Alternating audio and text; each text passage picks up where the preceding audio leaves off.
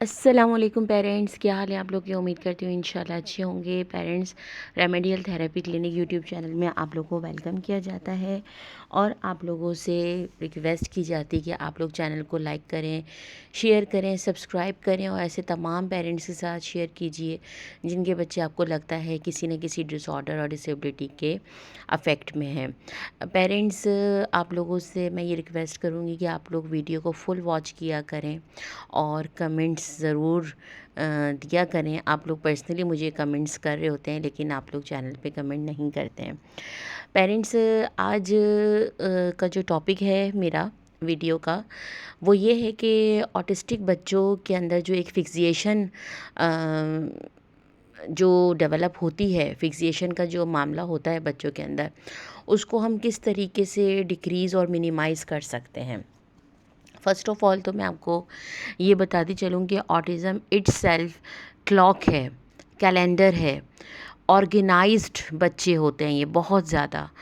इनको टाइम का, शेड्यूल का, हर चीज़ का बहुत अच्छे से पता होता है और ये बच्चे बहुत ज़्यादा हाईली इंटेलिजेंट बच्चे होते हैं, हाईली इंटेलेक्चुअल बच्चे होते हैं ये। और ये बहुत बारीकी से चीज़ों को सोचते हैं, समझते हैं और देखते हैं।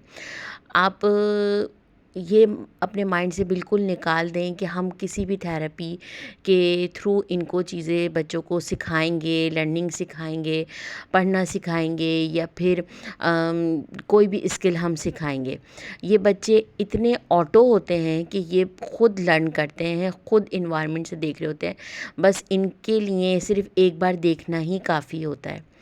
तो यहाँ पर पेरेंट्स कुछ मिस्टेक कर रहे होते हैं कि वो बहुत ज़्यादा इनिशियल स्टेज में जब हमारे बच्चे छोटे होते हैं, अभी मैं स्पेसिफ़िकली सिर्फ़ और सिर्फ़ ऑटिज़म की बात कर रही हूँ, किसी और डिसऑर्डर की बात मैं नहीं कर रही हूँ, क्योंकि हर डिसऑर्डर की लिमिटेशंस और रिक्वायरमेंट्स डिफरेंट हैं।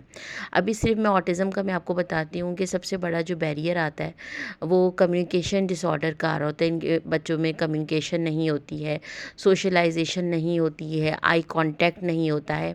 यही मेनली इन बच्चों के एस्पेक्ट्स देखे जाते हैं और सिम्टम्स देखे जाते हैं कि इन बच्चों में ये इशू आ रहा है। अब मेरा आप लोगों से ये सवाल है कि हम बच्चे को कोई भी थेरेपी करवा रहे हैं तो हम अपने ऑब्जेक्टिव्स हम पेपर में राइट डाउन करते हैं या अपने माइंड में हमारी चीज़ें होती हैं कि हमने बच्चे को ये अचीव करना है, ये सिखाना है। ऑटिस्टिक जितने भी बच्चे हैं, मुझे कोई एक ऐसा ऑटिज़म का बच्चा मुझे ला के दे दें जिसे एकेडमिकली जो वीक हो या इंटेलेक्चुअली जो वीक हो, किसी को राइटिंग ना आ रही हो, ट्रेसिंग ना आ रही हो या फिर दूसरी चीज़ों में बच्चे प्रॉब्लम कर रहे हों। मैं ये मान ही नहीं सकती कि ऑटिज़म के बच्चे के अंदर किसी भी किस्म की कोई भी इंटेलेक्चुअली लैकिंग आ रही होती है।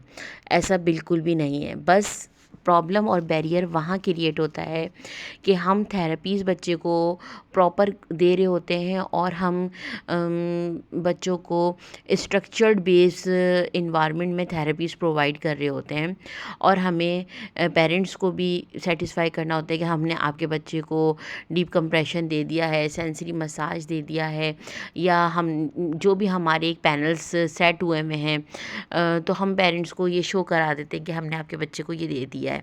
अब उसमें बच्चा अगर इंटरेस्टेड है या नहीं है, बच्चा रो रहा है, परेशान हो रहा है, पज़ल हो रहा है या उस वक्त उस बच्चे की वो रिक्वायरमेंट नहीं है, उससे हमारा कोई कंसर्न नहीं है।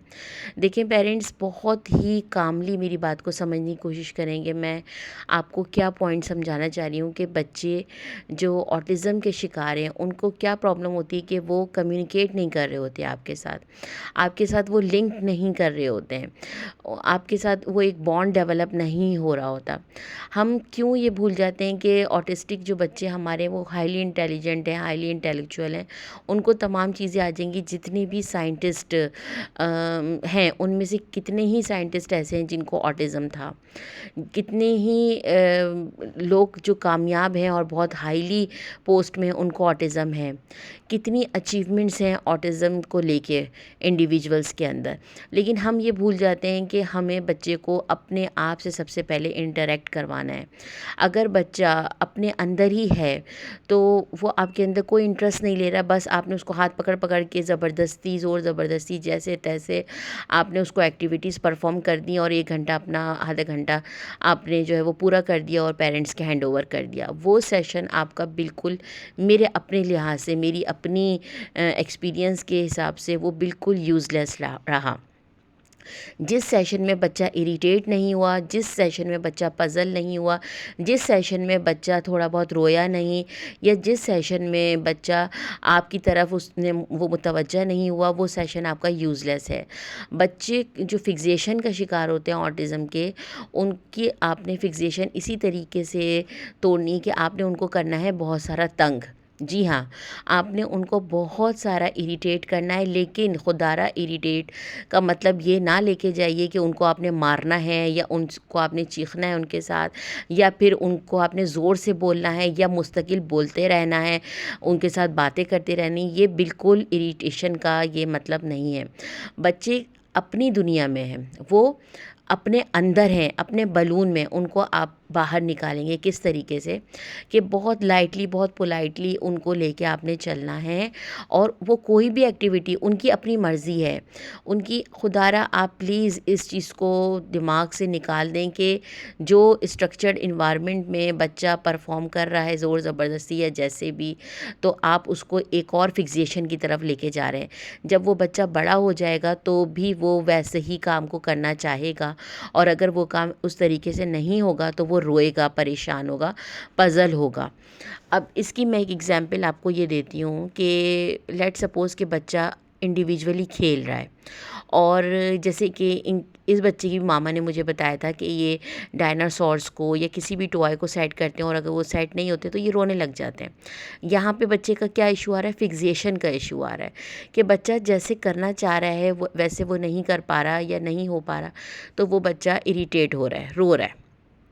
तो यहाँ पर एक बैरियर क्रिएट होता है कि बच्चा अपने अंदर इतना ज़्यादा महव है कि उसको दुनिया से कोई सरोकार नहीं है।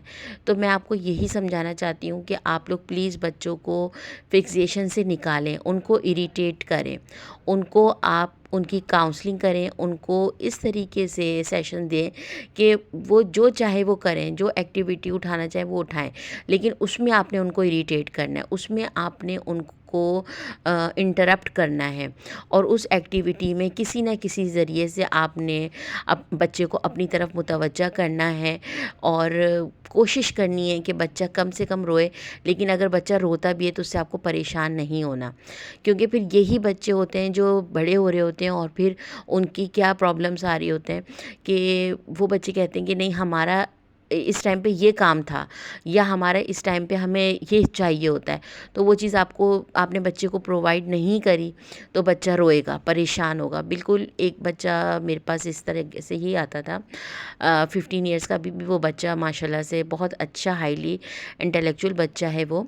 तो उसका यही इशू था कि जिस टाइम पे उसकी थेरेपी होनी है वो उसी टाइम पे होनी है, उसके अलावा अगर हम किसी और टाइम पे उसकी थेरेपी लेते थे तो वो पूरी अपने क्लासरूम को सर पे उठा लेता था और रोता था, चीखता था कि नहीं, मेरा यही टाइम है। तो आप इन बच्चों को शेड्यूल पे नहीं चलाएं, क्योंकि ये ख़ुद ऑर्गेनाइज्ड हैं, इनका जो ब्रेन फंक्शनिंग हुई हुई है नेचुरली, वो ऑर्गेनाइज्ड हुई हुई है। ये अपनी जैसे बच्चे लाइन अप कर रहे होते हैं टॉयज़ को, या ख़ुद चीज़ों को गिराने में खुश हो रहे होते हैं, या फिर गिरती हुई चीज़ों से खुश हो रहे होते हैं, या फिर पैटर्न से खुश हो रहे होते हैं। बिल्कुल वो इसी तरीके से फिक्सेशन का शिकार है। उनकी फिक्सेशन को आपने ब्रेक करना है, और यही वक्त है कि जिस टाइम पे आपने ब्रेक करना है।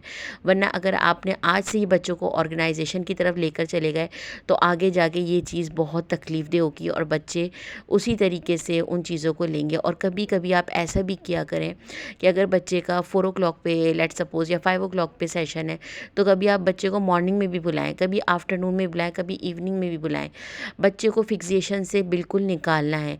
पेरेंट्स से मैं ये रिक्वेस्ट करती हूँ कि आप जिस टाइम पे खाना देते हैं, कभी कभार खाने की टाइम थोड़े से ऑन एंड ऑफ कर दें। उससे क्या होगा, बच्चा रोएगा, परेशान होगा, सब कुछ होगा, लेकिन आहिस्ता आहिस्ता वो इन चीज़ों का हैबिचुअल हो जाएगा। बच्चों को आपने बहुत ज़्यादा कामली लेके चलना है और बहुत पोलाइटली लेके चलना है। और थेरेपिस्ट कोई भी हो, उनसे पेरेंट्स का ये रिलेशनशिप होना चाहिए कि वो पेरेंट्स बच्चों को, थेरेपिस्ट को लेके और थेरेपिस्ट पेरेंट्स को लेके बहुत ज़्यादा पॉजिटिव होने चाहिए, तभी बच्चे पे परफॉर्मेंस नज़र आती है, बच्चे की परफॉर्मेंस नज़र आ रही होती है। बाकी पेरेंट्स बच्चों को इस तरीके की आप एक्टिविटीज़ में इंगेज करेंगे जिसमें मैक्सिमम बच्चा इंटरप्ट हो सके, मैक्सिमम बच्चा टेंशन में आए, मैक्सिमम बच्चा पज़ल हो, परेशान हो वो, और वो इरिटेट हो। अगर आपने बिल्कुल हर चीज़ बच्चे की हिसाब से आपने कर दी है तो आप फिर फिक्सेशन को मज़ीद बढ़ा रहे हैं, कम नहीं कर रहे। आप लोगों ने तमाम चीज़ों को बहुत ही गौर से सुनना है, समझना है, और मैक्सिमम कोशिश करनी है कि अपनी एक्टिविटीज़ को इस तरीके से डिज़ाइन करें कि बच्चा उसमें इंगेज हो और इनडायरेक्टली या डायरेक्टली वो आपको देखे, आपको वॉच करे, आपको ऑब्ज़र्व करे। ऐसा सेशन कि जिसमें थेरेपिस्ट पीछे बैठा हुआ है और वो one by one, back to back activities कराया जा रहा है और बच्चा वो एक्टिविटीज़ परफॉर्म किए जा रहा है, लेकिन ना वो बच्चा थेरेपिस्ट को देख रहा है, ना थेरेपिस्ट बच्चे को देख रही है। कोई इंटरैक्टिव सेशन ये आपका नहीं हुआ। ये जस्ट आपने एक फॉर्मल सेशन बच्चे का लिया और टाटा बाय बाय हो गया। ऐसे आपने नहीं करना है। जितने भी मेरे फिक्सेशन के बच्चे हैं उनका मैंने आपको एक बहुत ईज़ी हल बताया कि एक्टिविटीज़ आपने उनको देनी है जिसमें वो मैक्सिमम लेवल पे इरिटेट हों, ना कि आपकी आवाज़ से, ना कि आपकी बातों से, बल्कि आपकी एक्टिविटीज़ से, आपकी इन्वॉल्वमेंट से। जज़ाकल्लाह खैरा। अपना बहुत सारा ख्याल रखिएगा। अल्लाह हाफ़िज़। अल्लाह निगहबान।